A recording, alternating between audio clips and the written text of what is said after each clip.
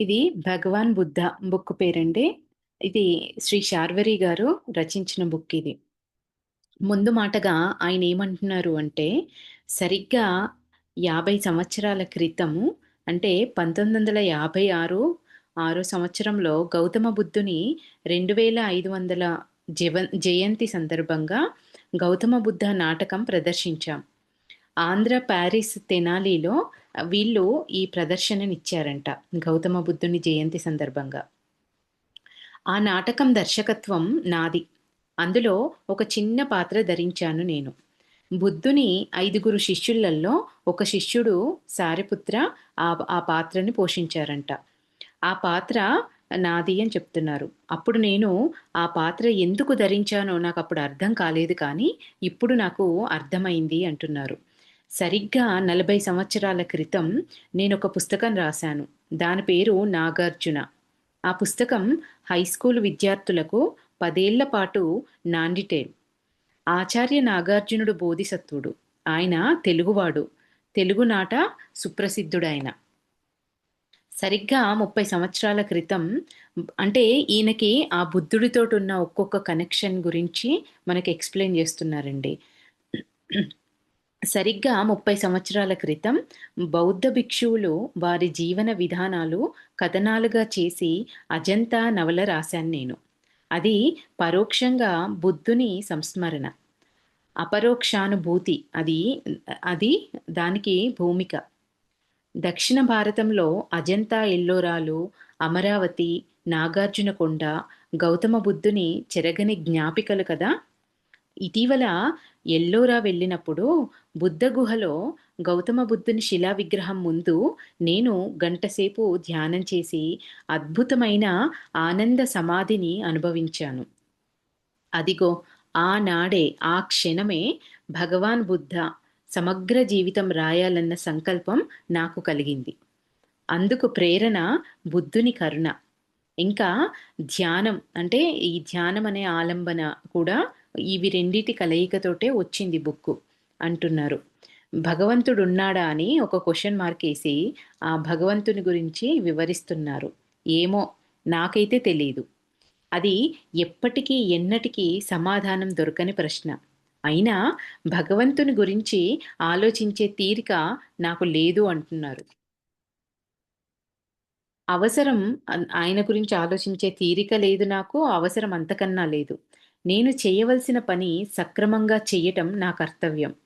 భగవంతుడు ఉంటే చరిత్రలో ఉండాలి. మనిషి విశ్వాసంలో ఉండాలి. విశ్వాసం అన్నది మనం ఏర్పరచుకున్నది. కనుక భగవంతుని రూపురేఖలు, గుణగణాలు మన సంకల్పాన్ని బట్టే ఉంటాయి. మనిషి కల్పన భగవంతుడు. ఏ దేశ చరిత్ర విప్పినా, ఏ జాతి చరిత్ర తిరగతోడినా మనిషి మనసులోనే భగవంతుడు చిక్కుబడినట్లు తెలుస్తుంది. అంటే ఆయన ఏమంటున్నారు? భగవంతుడు మన లోపలే ఉన్నాడు అంటున్నారు. మనిషి లోపల నివసించేవాడే భగవంతుడు అంటున్నారు. కనిపించని భగవంతుడు వినిపించని సందేశాలు వినిపించే వారంతా అవతాల అవతార పురుషులవుతుంటారు. భగవంతునికి లైసెన్స్ లేని ప్రతినిధులున్నారు. ఏమంటున్నారు? భగవంతునికి లైసెన్స్ లేని ప్రతినిధులవుతున్నారు. వీరంతా ఏ విధంగా భగవంతుని ప్రతినిధులు? దేవుని పేరు చెప్పుకొని 4 మంచి మాటలు చెప్పటం వీరు చేస్తున్న పని.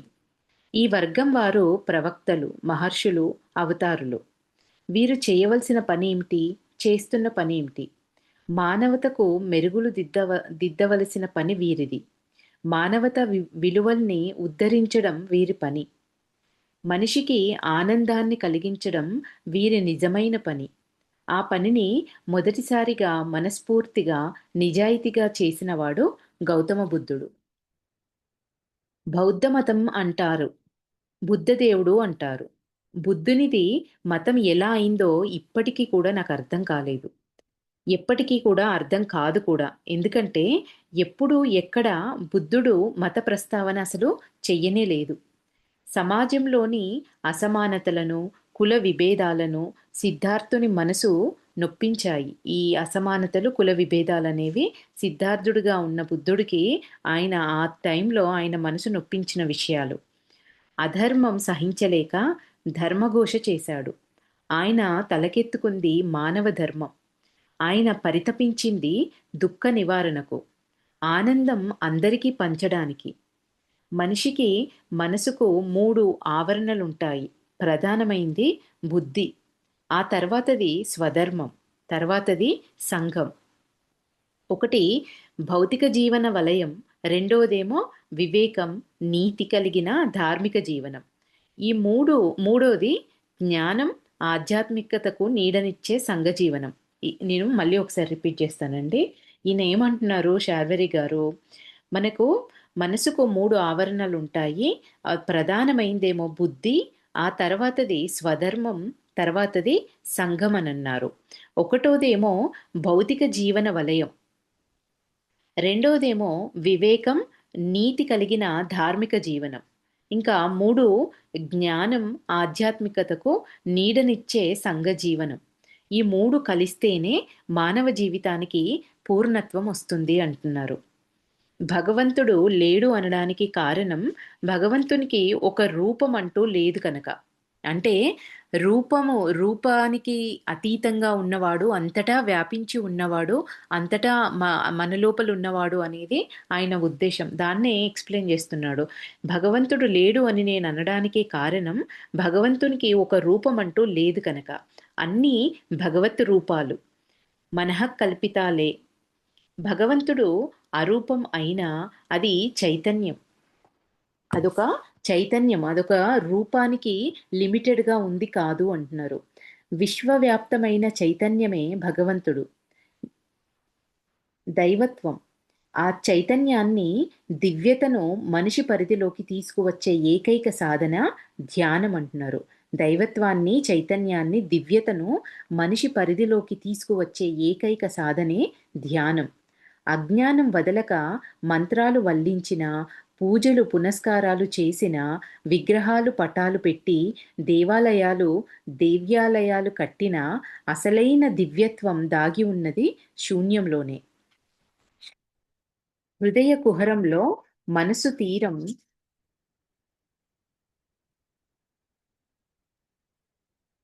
హృదయ తీరంలో మనసు తీరం దాటిన తర్వాతనే మనకి ఈ శూన్యం అనే అనుభూతిని మనము అనుభవించగలం. వివేకం అనే పడవలో అజ్ఞాన సాగరాన్ని దాటి జ్ఞాన తీరాన్ని చేరాలి. మన మహాత్ములు, మహర్షులు, అవతార పురుషులు అందరూ బోధించింది అదే జ్ఞానం. కాలాన్ని బట్టి, దేశాన్ని బట్టి, మతాల్ని బట్టి అంతరాలు కనిపిస్తాయి. సత్యం మాత్రం ఒక్కటే. ఒక్కటే అయినప్పుడు అసలు ఇన్ని మతాలెందుకు? సత్యం ఒక్కటే అయినప్పుడు ఇన్ని మతాలెందుకు అని ఒక క్వెషన్ మార్క్ ఇచ్చారు. అసలు మతం ఎందుకు? సంకుల సమరాలెందుకు? బుద్ధునికి ఎదురైన ప్రశ్న అది. దానికి దీటైన సమాధానమే గౌతమ బుద్ధుని జీవితం. చరిత్రలో ఎంత వెనక్కి వెళ్ళినా బుద్ధుని వద్ద ఆగిపోవలసి వస్తుంది. జ్ఞాన కిరణాలు బుద్ధుని నుండే వెలువడ్డాయనిపిస్తుంది. జ్ఞాన భాస్కరుడు ఉదయించి కపిలవస్తులోనే. అంటే జ్ఞాన భాస్కరుడు ఉదయించింది కపిలవస్తులోనే. ఆయన సిద్ధార్థుడు. అన్ అంటేనే పూర్ణ పురుషుడు. ఆయన సిద్ధార్థుడు అంటేనే పూర్ణ పురుషుడు అని. సిద్ధ సంకల్పుడని అర్థం. సిద్ధార్థుడు జ్ఞానం పొంది బుద్ధుడైనాడు, తథాగతుడైనాడు. బుద్ధుడు కావడం అంటే జ్ఞాని కావడమే.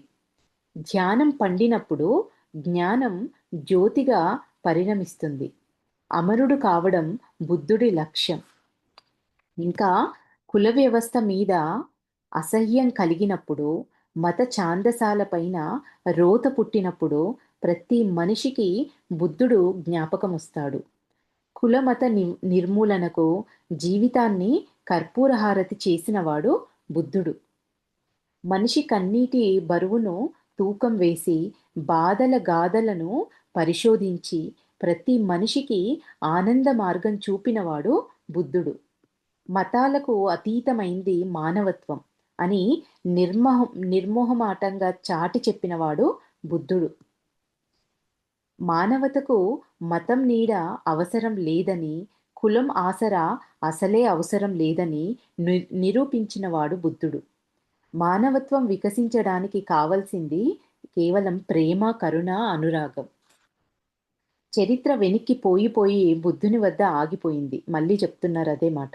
చరిత్ర బుద్ధుని వద్ద పెద్ద మలుపు తిరిగింది కూడా. బుద్ధునికి పూర్వం చరిత్ర లేదా మరి? అంటే ఉంది. ఆ చరిత్రకు కాళ్ళు లేవు, హృదయం లేదు. కరుణ, ప్రేమ కనిపించని కాలంలో మానవత్వాన్ని నిద్రలేపినవాడు బుద్ధుడు. మానవతకు ప్రేమ, కరుణ అనే 2 కళ్ళు తెరిపించినవాడు బుద్ధుడు. ఇంకా ఏమంటున్నారు? మతం దేవుణ్ణి తలకెత్తుకుంటుంది, ఊరేగిస్తుంది. ఆ ఊరేగింపు గుంపు కింద పడి నలిగిపోతున్నవారు దళితులు, బడుగులు. అందుచేత సిద్ధార్థుడు వేదాల నీడ కాదని బోధి నీడను ఆశ్రయించాడు. అంతఃపురం వదిలి అరణ్యాలకు చేరాడు. సుఖాలను పణంగా పెట్టి ఆనందాన్ని అన్వేషించాడు.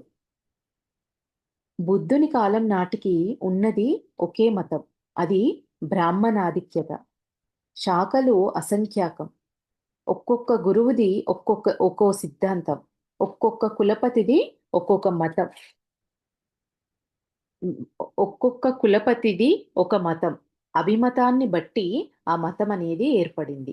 వాళ్ళు వాళ్ళని బట్టి వాళ్ళు ఏర్పరచుకుంది అని జెప్తున్నారు. ఎవరి ధర్మం వారిది. ఎవరి మతం వారిదిగా ఉన్న కాలంలో అన్ని ధర్మాలు కడకు నశించేవే అని బుద్ధుడన్నాడు. శూన్యంలోనే సత్యావిష్కరణ జరుగుతుందని మరీ వక్కానించి చెప్పాడు. సమాజంలో అడుగడుగునా పురోహితుల పెత్తనాన్ని చీత్కరించాడు. పురిటి గది నుంచి వల్లకాటి వరకు పురోహితుల మంత్రాలు లేనిదే కాలం గడవని పరిస్థితి. సామాన్యుని బ్రతుకు సర్వదా పరాధీనం. సామాన్యుని కన్నీటి చారికలు తుడవాలని బుద్ధుడు ఆశించాడు. మనం చిన్నతనంలో బళ్ళో పాఠాలు చదివాం. బుద్ధుడి గురించి మనం చదివాము. అవి మొక్కుబడి చదువులు. అవి మొక్కుబడి రాతలు. బుద్ధుని హృదయాన్ని ఆవిష్కరించిన రాతలు కావవి. మనం చదివిన చదువులో ఉన్న బుద్ధుడి స్టోరీలో మనం చదివింది. ఎన్నో బుద్ధ విగ్రహాలు చూస్తుంటాం మనం. వేటిలోనూ తథాగతుని హృదయం మనకు కనిపించదు. నా ప్రశ్న ఒక్కటే. ఈ దేశంలో పుట్టిన బౌద్ధం విదేశాలకు ఎందుకు వలసపోయింది? మనం బౌద్ధాన్ని ఎందుకు రక్షించుకోలేకపోయాం?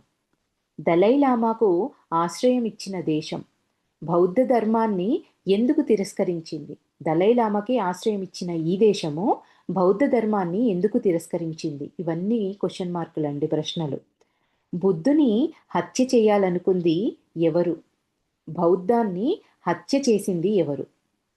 ఈ నా ప్రశ్నలు, సందేహాలు నా ఒక్కడివే కావు. రెండున్నర వేల సంవత్సరాలుగా బుద్ధుడు పుట్టిన దేశంలో అప్పుడప్పుడు నాలాంటి అజ్ఞానులు అడుగుతున్న ప్రశ్న ఇది. నా సందేహాలకు సమాధానాలు గౌతమ బుద్ధుడే ఇచ్చాడు. జ్ఞానబుద్ధుని సందేశాల సమాహారమే ఈ పుస్తకం భగవాన్ బుద్ధ. మహాత్ముల జీవిత చరిత్రలు చదివితే జ్ఞానం కలుగుతుంది. గౌతమ బుద్ధుని జీవితం చదివితే ధ్యానం కుదురుతుంది. ధ్యానం అంటే గుర్తుకొచ్చింది. గౌతమ బుద్ధుని ధ్యాన బుద్ధునిగా ఊహించుకుంటూ చదవండి ఈ పుస్తకాన్ని అంటున్నారు. మనోయవనికపై బుద్ధుణ్ణి దర్శించండి. మీరు బోధిసత్వులు కాగలరు, తథాగతులు కాగలరు. నిజంగానా? ఏమో, నాకు తెలిసింది అంతవరకే. శార్వరి. ఇది ఆయన ముందు మాటగా ఇచ్చారండి. ఇప్పుడు మనము భగవాన్ బుద్ధ ఈ మొదటి ఈ చాప్టర్‌ని మనం చదువుకుంటున్నాము. ఈయన ముందుగా మాస్టర్ సివివి నమస్కారం అని పైన పెట్టారు. అయితే ఏమంటున్నారు మొదటగా 2:30 సహస్రాబ్దాలకు పూర్వము అదివో అల్లదివో అదే కపిలవస్తు నగరి. రోహిణీ నది తరంగాలపైన సాయం సూర్యకిరణాలు నర్తిస్తున్న వేళ నగరికి అల్లంత దూరాన రోహిణీ తీరాన రాచబాట. చూపు ఆనినంత మేర పచ్చని పొలాలు, కనుల పండవ చేసే వనశోభలు, గోధూళి వేళ ఇళ్లకు తరలిపోతున్న ఆలమందలు అంటే గోవుల గుంపులు, పశువుల కాపరులు, అక్కడక్కడ అప్పుడప్పుడు ఎదురవుతున్న ఎడ్ల బండ్లు, పాదచారులు, ప్రయాణికులు, జానపదులు, పల్లె పడుతులు, రైతులు, వైతులు. రాచబాట పైన శోభాయమానంగా ప్రశాంతంగా తరలి వెళ్లుతున్న రాజాంతః పుర పురశోభ. కపిలవస్తు నగరం నుండి రామగ్రామానికి వెళ్ళే బాట అది. పూలమాలలతో అలంకరించబడిన మేనాలో రాచ సౌందర్యం. అంటే మేనా అంటే మన ఈ పల్లకి పాతకాలంలో పల్లకీలలో రాజులు ఒక ఊరు నుంచి ఇంకో ఊరికి వెళ్ళాలన్నా, వేరే గ్రామాలలోకి వెళ్ళాలన్నా వాడతారు కదా అండి! అది ఆ పల్లకి. ముందు వెనక శకటాలలో అంతఃపుర సుందరీమణులు, దాసీజనం. మొత్తము 7 మీనాల సందడి. వారికి రక్షణగా సాయుధులైన అశ్వికులు. మేనాలకు ముందు ముగ్గురు, వెనక ముగ్గురు. ఒక్కొక్క మేనాకు కుడి ఎడమ ఒక్కొక్క రక్షక భటుడు. వీళ్ళందరూ పరివారంగా వెళ్తున్నారండి. అది అది పరివారం. రోహిణీ నది పరివాహక ప్రాంతంలో ఉత్తర దిశగా వీళ్ళు ప్రయాణం చేస్తున్నారంట. పొద్దువాలే వేళకు ఆ బృందం లుంబినీ వనం చేరుకుంది. లుంబినీ వనం శాక్య ప్రభువుల విహార భూమి. అప్పుడప్పుడు శుద్ధోదన మహారాజు వచ్చి విశ్రమిస్తూ ఉండేవారక్కడ. వనంలో సకల సదుపాయాలు గల విశాలమైన భవనం, విందులకు వినోదాలకు అనువైన మందిరాలు, అంతఃపుర కాంతలకు లుంబిని చిరపరిచయం. ఇంకా మహామాయాదేవి ఉదయం నుండి ప్రయాణం చేసి అలసిపోయింది. ఆమె పూర్ణ గర్భిణి. ప్రసవానికి కన్నవారింటికి ప్రయాణమై వెళ్తుంది. ఆమె ఆమె తండ్రిగారిది కోలీయం. కోలీయ రాజధాని రామగ్రామం. కపిలవస్తువుకు ఒక్కరోజు ప్రయాణ దూరం అది. వాళ్ళ పుట్టింటికెళ్తున్నారండి. వాళ్ళది కోలీయ రాజధాని రామగ్రామం అంట. కపిలవస్తువు నుంచి ఒక రోజు ప్రయాణం చేస్తే వాళ్ళ గ్రామానికి చేరుకుంటారంట. శాక్య రాజధాని కపిలవస్తు. శాక్య, కోలీయ రాజ్యాలు 2 మగధకు సామంత దేశాలే. అయినా అన్నింటా స్వయం ప్రతిపత్తి గలవి అవి. రెండు రాజ్యాలు కూడా సంపన్న దేశాలే. ఆనాడు పున్నమి. చీకటి పడగానే చంద్రోదయం అయింది. లుంబిని వనం వెన్నెల చల్లదనాన్ని పంచుతోంది. మహామాయాదేవి బృందం లుంబిని మందిరంలో విడిది చేసింది. ఆ రాత్రికి అక్కడ విశ్రమించి మరునాటి ఉదయం ప్రయాణం కొనసాగించాలని వాళ్ళు నిర్ణయించుకున్నారు. అర్ధరాత్రి సమయంలో మాయాదేవికి నొప్పులు ఆరంభమైనాయి. దాసీజనం హడావిడి. అన్ని ఏర్పాట్లు చేసుకొని వచ్చారు కనుక ఇబ్బందేం లేదు. ఆమె మగ శిశువుకు జన్మనిచ్చింది. పున్నమి చంద్రుని వంటి బిడ్డ మొహం చూసి మాయాదేవి ఆనందంతో పులకరించింది. బిడ్డ మొహం చూడగానే ఆమెకు ఎన్నడో తను కన్న కలల జ్ఞాపకం వచ్చింది. ఎన్నడో తను కన్న కల ఒకటి జ్ఞాపకం వచ్చింది. బిడ్డ మొహం చూడగానే ఆ మాయాదేవికి ఎప్పుడో తను కన్న కల ఒకటి జ్ఞాపకం వచ్చింది. 9వ నెల గర్భిణిగా ఉన్నప్పుడు ఆమె ఒక కల కంది. బ్రహ్మ ముహూర్తంలో కన్న కల అది. గొప్పగా ఫలిస్తుందని నమ్మకం కూడా. బ్రహ్మ ముహూర్తంలో వచ్చిన కలలు వృధా కావు అంటున్నారు. అవి శుభసూచికలు. అవి బ్రహ్మ దీవెనలు. మాయాదేవికి స్వప్నంలో ఒక తెల్ల ఏనుగు కనిపించింది. బలంగా, అందంగా, టీవీగా ఉంది ఆ ఏనుగు. విచిత్రం ఏమిటంటే ఆ ఏనుగుకు 6 దంతాలున్నాయి. 6 దంతాలు దగదగా మెరుస్తున్నాయి. ఏనుగు సైతం తెల్లగా మంచు ముద్ద కట్టినట్లు కనిపించిందంట. ఏనుగు తొండంతో ఒక పద్మాన్ని పట్టుకొనుంది. ఆ ఏనుగు సరాసరి తన వద్దకొచ్చి తన గర్భంలో ఆ పద్మాన్ని ఉంచింది. అంతకన్నా విచిత్రం అంత పెద్ద ఏనుగు తన గర్భంలో ప్రవేశించటం. అలా ప్రవేశించినప్పుడు తనకు ఏ మాత్రం బాధ అనిపించకపోగా ఇంకా ఆవిడకి ఆనందం కలిగిందంట. ఆ క్షణంలో అనిపించింది తనకు ఎలాంటి కష్టాలు, బాధలు ఉండబోవు అని. ఆనాడు నిద్రలేచేసరికి మాయాదేవి పరమ ప్రశాంతంగా, ఆనందంగా ఉంది. అప్పుడే స్వర్గం నుంచి దిగి వచ్చిన అనుభూతి పొందిందంట ఆవిడ. ఆ ఆనందం, సంతృప్తి చాలు. ప్రపంచంలోని ఏ సుఖాలు, భోగాలు, సంపదలు తనకసలు అవసరం లేదు అనిపించిందంట. మేల్కొన్న తర్వాత కూడా ఆమెకు ఏదో మధుర గాంధర్వ గానం వినిపించసాగింది. శుద్ధోదన మహారాజుకు తన స్వప్న వృత్తాంతమంతా చెప్పారావిడ. ఆయన ఆశ్చర్యపడి ఆనందంతో ఉక్కిరిబిక్కిరై నగరంలోని పండితుల్ని, దైవజ్ఞుల్ని రప్పించారంట. మహామాయాదేవి కల గురించి వివరించి, విశ్లేషించి ఫలితం చెప్పమని ఆదేశించారంట వాళ్ళకి, ఆ పండితులకి. పండితమ్యులు సుదీర్ఘంగా యోచించి, చర్చించి శుద్ధోదనునికి వివరించారు. ప్రభూ, మహారాణి మాయాదేవి ఒక మహా అద్భుతమైన బిడ్డకు జన్మనివ్వనున్నారు. ఆ బిడ్డ భూమండలాన్ని పరిపాలించగల కారణ జన్ముడవుతాడు. ఏమైనా మన కపిలవస్తు చరిత్ర ప్రసిద్ధమవుతుంది. జన్మించే బిడ్డ వల్ల మీ పేరు నిలబడుతుంది. అతని కీర్తి అజరామరమై ఆచంద్ర తారార్కమవుతుంది. శుద్ధోదనుని మొహం పైన వెలుగు నీడలు తారాడాయంట. ఆనందం మాటున రవ్వంత విషాదం కూడా కదలాడింది. అయినా మనసు కలతపడనీయక ఇనుమడించిన ఉత్సాహంతో నగరంలోని పేద సాధలకు ధనం పంచిపెట్టి ఊరూరా ఉత్సవాలు చేయించాడు. ఆ కపిలవస్తు ఆనాడు పండగ చేసుకుందంట. శుద్ధోదనుడు ఈ దాన ధర్మాలు చేసిన ఈ ఈ కల విని ఆయన ఆనందంతో కపిలవస్తువు అంతా పండగ చేసుకుందంట. ఈ విషయం విని కపిలవస్తువులో ఉన్న ప్రజలంతా. అది అలనాటి స్వప్న వృత్తాంతం. మహాదేవి సారీ మాయాదేవి ప్రసరించిన వార్త అందగానే శుద్ధోదనుడు లుంబినికి రథం పైన ప్రయాణమైనాడు.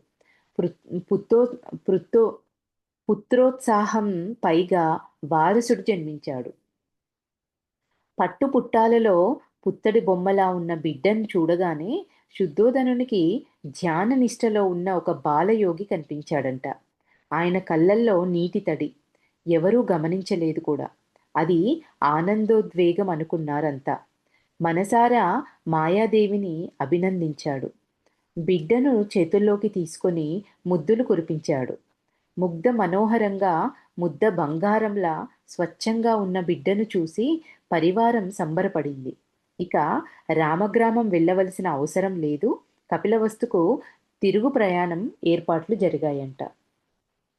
నగరికి చేరిన మరునాడే నామకరణోత్సవం ఏర్పాటు చేశారు. తన అభీష్టం సిద్ధించినందుకు సిద్ధార్థుడు అని పేరు పెట్టుకున్నారు. శుద్ధోదనుడు శుద్ధోదనుడు తన అభీష్టం సిద్ధించినందుకు ఆ బిడ్డ పేరు సిద్ధార్థుడు అని పెట్టారంట. పురోహితులు తదాస్తు అని ఆశీర్వదించారు. వెంటనే శుద్ధోదనుడు జ్యోతిష్య పండితుల్ని రప్పించి జన్మకుండలి వేసి పిల్లవాని భవిష్యత్తు చెప్పమని కోరారు. దైవజ్ఞులు పిల్లవాని జాతకం, గ్రహ సంపత్తి పరిశీలించి సాముద్రిక లక్షణాలతో పోల్చి చూసి మహాచక్రవర్తి లక్షణాలు కొట్టొచ్చినట్లు కనిపిస్తున్నాయని చెప్పి దండిగా బహుమతులు దండుకొని వెళ్ళిపోయారు. వారం రోజులలో ఒక అనుకోని అతిథి ఒకరు వచ్చి కల్లోలం సృష్టించాడు. ఆయన కాలదేవత, అంటే అసిత మహర్షి. గొప్ప తపస్సు గొప్ప తపస్సంపన్నుడతను. అప్పటికే గొప్ప తపస్సంపన్నుడని ఆయనకు పేరుంది. ఆయన ఎక్కడో పర్వత గుహలలో తపస్సు చేస్తూ ఉంటాడు. ఎప్పుడూ కొండ దిగి రానే రాడు. సాధారణంగా ఆయన ఎవ్వరికీ కనిపించడు కూడా. వయోభారంతో నడుము వంగిపోయింది. చేతికర్ర ఊతంగా ఏదో దివ్య ప్రేరణతో సరాసరి నగరంలో ప్రవేశించాడు. మహర్షి రాకను భటులు వెళ్ళి చెప్పగానే శుద్ధోదనుడు ఎదురు వెళ్ళి ప్రణామం చేసి స్వాగతం చెప్పాడు. అంతఃపురంలోకి తీసుకువెళ్ళి రాకుమారుణ్ణి చూపించి ఆశీర్వదించమని అర్థించాడు. వృద్ధ తాపసి కొంతసేపు బిడ్డను నిశితంగా గమనించి మౌనం పాటించాడు. ఆ తర్వాత బిగ్గరగా రోదించడం మొదలుపెట్టాడు. అందరూ కలవరపడి ఏమైంది అని చెప్పేసి అడిగితే కారణం అనూహ్యమని చెప్పి ఆయన ఏడ్చి ఏడ్చి అలసిపోయాడంట. అయినా కన్నీరు ధారాపాతగా కారుతోంది ఆ అసిత మహర్షికి. శుద్ధోదనుడు ఆయనకు వినయంగా నమస్కరించి, మహాత్మా, పిల్లవానిలో ఏమైనా దోషముందా చెప్పండి స్వామి అని అడిగారు. అసిత మహర్షి రోదన ఆపి కన్నీరు తుడుచుకుంటూ అన్నాడు, మహారాజా, దురదృష్టం ఈ మహాపురుషుంది కాదు. ఈ దురదృష్టమనేది ఈ మహాపురుషుంది కాదు. నా దురదృష్టానికి నేను ఏడుస్తున్నాను. నీ బిడ్డ మహాత్ముడు. తను కారణ జన్ముడు. విశ్వ రహస్యాలు ఎరిగినవాడు. మహాజ్ఞాని. నీవు ఊహిస్తున్నట్లు నీ కుమారుడు చక్రవర్తి కాడు. దేశాలను పరిపాలించడు. మానవ హృదయాలలో కొలువు తీరుతాడు. మహాజ్ఞాని అవుతాడు. తాను పెరిగి పెద్దవాడయ్యే వరకు నేను జీవించి ఉండలేనే అని నా బాధ. ఆ మహాత్ముని దివ్య సందేశం వినే అదృష్టం నాకు లేకుండా పోతున్నందుకు నేను బాధపడుతూ ఉన్నాను అని చెప్పారు. ఈ బిడ్డను కన్నందుకు మీ దంపతులు ఎంతో పుణ్యం చేసుకున్నారు. కపిలవస్తువుకు యావత్ ప్రపంచం సర్వదా రుణపడి ఉంటుంది. ఆ మాటలు చెప్పి అసిత మహర్షి వెళ్తుండగా శుద్ధోదనుడు ఆయన్ని నిలువరించటానికి ప్రయత్నించాడు. ప్రయోజనం లేకపోయింది. తుఫానులా వచ్చి ఆయన వెళ్ళిపోయాడు. శుద్ధోదనుని ఆయనకి నోట మాట రాలేదు. శుద్ధోదనునికి శిలాప్రతిమలా అలా అయిపోయాడంట. లేక లేక కలిగిన కుమారుడు సన్యాసి కావడం ఏమిటి? తను ఆ భావనని భరించలేకున్నాడు శుద్ధోదనుడు. ఆయన మహారాజు కావాలని కోరుకున్నారు. ప్రపంచాన్ని పాలించే మహాచక్రవర్తి కావాలి. అసిత మహర్షి మాటలు పట్టించుకోలేదంట. ఆయన తన భావననే ఆయన సన్యాసి కావటం అనే భావననే భరించలేకపోయారు. ఇంకా ఏమనుకున్నారట, మహారాజు కావాలి, ప్రపంచాన్ని పాలించే మహాచక్రవర్తి కావాలి.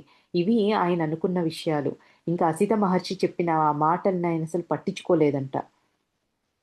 ఏదో పెద్దవాడు మతిగతి తప్పి ఉంటుంది అని తన మతిని సర్ది చెప్పుకున్నాడంట శుద్ధోదనుడు.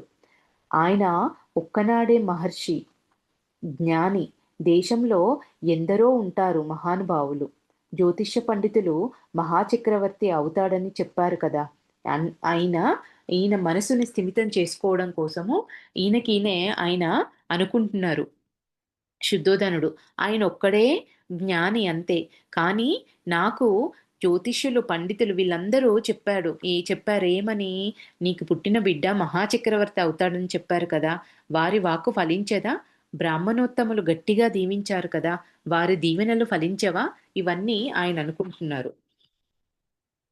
అసిత మహర్షి కల్ కలకల కలకలం సృష్టించి వెళ్ళారు. అసిత మహర్షి అక్కడ కలకలం సృష్టించి వెళ్ళిన మరునాడు, సిద్ధార్థుడు జన్మించిన 8వ నాడు అకస్మాత్తుగా మహామాయ మరణించింది. అంతఃపురం దుఃఖసాగరంలో మునిగిపోయింది.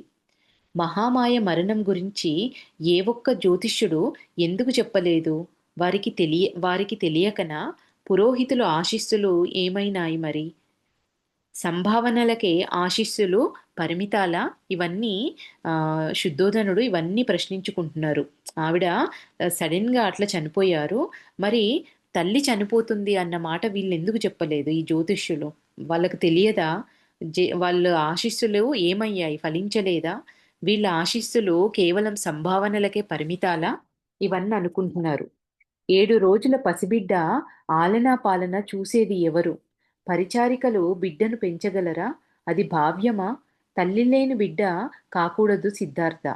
వెంటనే మాయాదేవి సోదరి మహాప్రజాపతిని రప్పించి అక్కడ అక్క కొడుకును తను కన్న బిడ్డలా సాకమని అర్థించాడు శుద్ధోదనుడు. మాయాదేవి సోదరి ప్రజాపతినిధి అండి ఆవిడ. ఆమెను పిలిపించి అక్క కొడుకును తన కన్న బిడ్డలా సాకమని శుద్ధోదనుడు అర్థించాడు. ఆమెనే అర్ధాంగిని చేసుకున్నాడు. మహాప్రజాపతి గొప్ప సౌందర్యవతి, ప్రతిభావంతురాలు, విద్వన్మణి.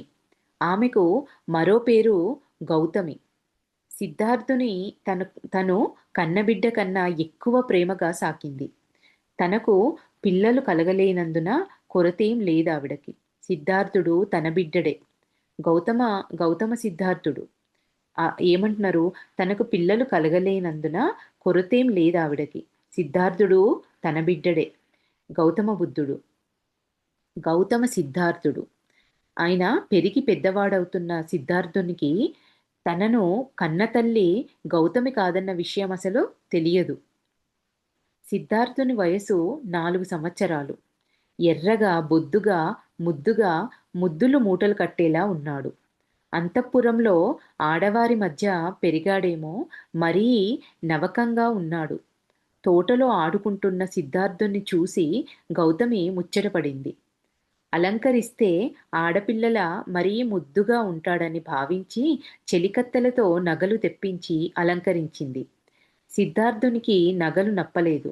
సహజంగానే బంగారు బొమ్మలా ఉండేవాడికి ఇంకా బంగారు నగలు ఏం శోభిస్తాయి? నగలు ధరించడానికి, అలంకారానికి సిద్ధార్థుడు ఇష్టపడలేదు. అతనికి నగలంటే అసలు ఇష్టముండదు. మిగిలిన రాచబిడ్డలతో కలిసి ఆటలాడ ఆటలాడిన అందరితో తలమానికంగా ఉండేవాడు.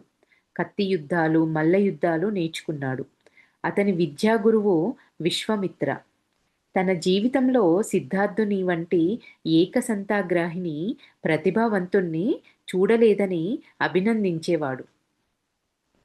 9 వయసులో కపిలవస్తులో ఏరువాక పున్నమి గొప్ప ఉత్సవం జరిగింది. మహారాజు స్వయంగా నాగలి పట్టి నేల దున్ని ఆ ఉత్సవాన్ని ప్రారంభించాలి. నగరం యావత్తు పండుగ ముస్తాబయింది. రా రాజోద్యోగులు, రైతులు, బ్రాహ్మణ శ్రేష్ఠులు ఉత్సవంలో ఉత్సాహంగా పాల్గొన్నారు. నగరం దా నగరం దాపున పొలాలలో పందిళ్లు వేసి నృత్యము, గాన వినోదాలు, వ్యాయామ పోటీలు ఏర్పాటు చేశారు. సిద్ధార్థుని ఈడువారే దేవదత్త, కాలుదయ. సిద్ధార్థుడితోటి వాళ్ళే దేవదత్త, కాలుదయ. శుద్ధోదనుని సోదరి అమిత కుమారుడు దేవదత్త. ఈ శుద్ధోదనుడు అంటే బుద్ధుడి తండ్రి చెల్లెలి కొడుకు దేవదత్తుడు. ఏమంటున్నారు? శుద్ధోదను సోదరి అమిత కుమారుడు దేవదత్తుడు. ఆయన ఎప్పుడు పోటీలు, వినోదాలు అవుతాయా? ఎప్పుడు విందులో చిందులు వేద్దామా అని జనం ఆరాటం. అక్కడ ఎప్పుడెప్పుడు వినోదాలు, విందులు జరుగుతాయా, పోటీలు జరుగుతాయా, అక్కడ విందులో పాల్గొని చిందులు వేద్దామా అని జనాలందరూ ఆరాటపడుతున్నారు. సిద్ధార్థునికి విందులు, వినోదాలు ఇష్టం లేదు. జనంలో నుంచి తప్పించుకొని బయటపడ్డాడు. అతనిని కనిపెట్టి కాలుదయ వెంట వెళ్ళాడు. ఇద్దరు దూరంగా నిర్జనంగా ఉన్న ఒక తోటలో ప్రవేశించారు. అక్కడ వాళ్ళు పార్టీ చేసుకుంటున్నారు. ఈయన అక్కడ ఇష్టం లేక ఆయన వాళ్ళ ఫ్రెండు కాలోదయ సిద్ధార్థుడితో కలిసి ఇద్దరు కలిసి ఒక నిర్జనమైన ప్రదేశం, ఒక తోటలోకి ప్రవేశించారట. ఒక చెట్టు నీడన కూర్చున్నారు. వారిని వెతుకుతూ గౌతమి అక్కడికి వచ్చింది. అక్కడ ఉత్సవం జరుగుతుంటే ఇక్కడ ఏం చేస్తున్నారు మీరు? రండి పోదాం. అక్కడ బ్రాహ్మణులు వేద పఠనం చేస్తున్నారు. వింటే పుణ్యమో అని ఆవిడందంట. వేదం వాళ్ళు చదివితే పుణ్యం వాళ్ళకొస్తుంది గాని మనకెలా వస్తుంది? స్వయంగా నాన్నగారు చదవొచ్చుగా, వాళ్ళు చదివితే మనకేం లాభం? సిద్ధార్థుడు సూటిగా, అమాయకంగా తల్లిని ప్రశ్నించాడు. గౌతమికి సరైన సమాధానం లభించలేదు. కంగారు పడి తమాయించుకొని అలా అనకూడదు నాన్న. వేదాలు బ్రాహ్మలే చదవాలి. ఇతరులెవరికీ వేదాలు చదివే హక్కు లేదు అని చెప్పారు. ఎందుకు లేదు? చదవడానికి హక్కేమిటి? పూర్వం నుండి వస్తున్న ఆచారం తండ్రి, కాదనకూడదు పాపం. పాపం పుణ్యం నాకొద్దు అని వాళ్ళమ్మ ఏమంటున్నారు? హక్కు చదవడానికి హక్కేంటి? ఎవరైనా చదవచ్చు కదా అని బుద్ధుడంటే, వాళ్ళమ్మ పూర్వం నుండి వస్తున్న ఆచారం తండ్రి ఇది, కాదనకూడదు పాపము అని ఆ గౌతమి అన్నారంట. పాపం పుణ్యం నాకొద్దు. నేను రాను పో. వెళ్ళి నేను రానన్నానని నాన్నగారికి ఫిర్యాదు చేసుకోపో. నాకిక్కడే బావుంది అని సిద్ధార్థుడన్నారు. ఆప్యాయంగా సిద్ధార్థుని తల నిమిరి గౌతమి వెళ్ళిపోయింది. సిద్ధార్థుని మనసు నొప్పించడం ఆవిడకిష్టం ఉండదు. వేద పఠనం, నాగలి పూజ అయిన తర్వాత శుద్ధోదనుడు బంగారు నాగలితో పొలం దున్నాడు. జనం హర్షధ్వానాలు మిన్నంటుతున్నాయి. సిద్ధార్థుడు ఒకసారి వెళ్ళి చూసి తిరిగి వచ్చి మళ్ళీ చెట్టు నీడన పద్మాసనం వేసుకొని కూర్చున్నాడంట. కళ్ళు మూతలు పడ్డాయి. శరీర స్పృహ పోయింది. పరిసరాలు మర్చిపోయాడు. బయట శబ్దాలు ఏవి వినిపించడం లేదు. లోపల ఎన్నడూ తనకు అనుభవం కాని నిశ్శబ్దం. తానేమైపోతున్నది తెలియని స్థితి.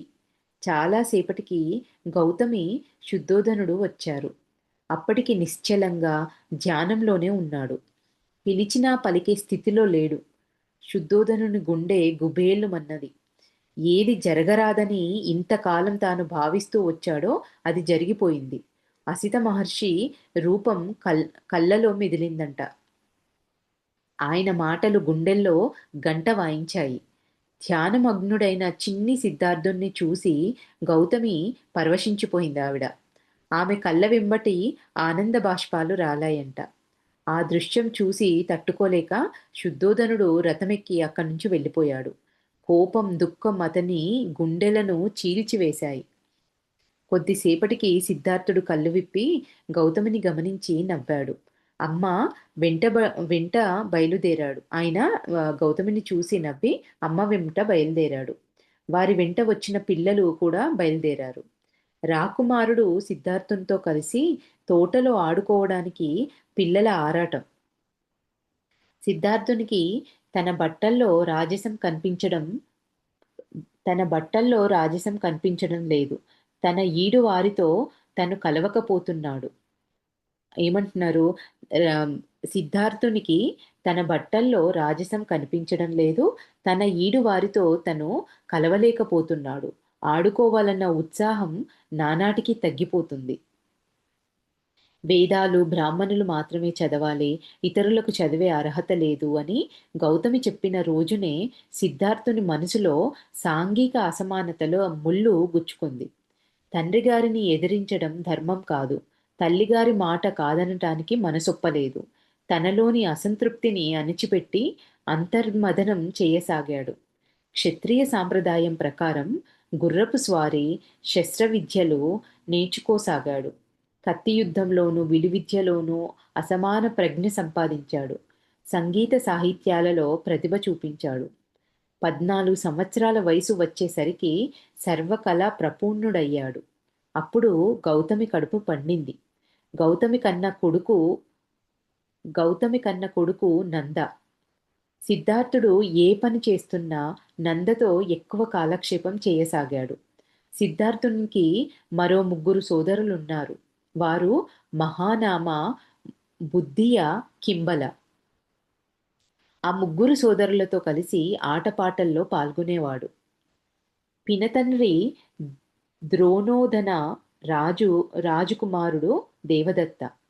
వాళ్ళ చిన్నాన్న ద్రోణోదన రాజు కుమారుడు దేవదత్తుడు. అతను సిద్ధార్థుని కన్నా బలవంతుడు. సిద్ధార్థుని కన్నా తనదే పైచేయిగా ఉండాలని తాపత్రయపడేవాడు. అయినా చివరికి 2వ స్థానంలోనే నిలిచేవాడు. దేవదత్తునిది భుజబలం, సిద్ధార్థునిది బుద్ధిబలం. సిద్ధార్థునికి సంగీతం అంటే మక్కువ ఎక్కువ. వేణుగానం అంటే ప్రాణం. ప్రకృతి పరవశించి పులకించేటట్లు వేణుగానం చేసేవాడంట. అన్ని విద్యల్లోనూ అసమాన ప్రతిభావంతుడైన సిద్ధార్థుని మనసు బ్రహ్మ విద్యపైకి మళ్ళింది. తనకు వేదాధ్యయనం చెయ్యాలని ఉన్నట్లు తండ్రిగారికి చెప్పాడు. క్షత్రియుడు రాకుమారుడు వేదాలు చదవటం ఏమిటని విస్తుపోయిన శుద్ధోదనుడు నిరుత్సాహపరిచాడు. వేదాలు, వేదాంతం, ఉపనిషత్తులు బ్రాహ్మణుల సొత్తు, మనకెందుకు సిద్ధా అని మనసు మార్చే ప్రయత్నం చేశాడు. దీన్ని ఇక్కడికి ఈ రోజుకి ఆపుదామండి.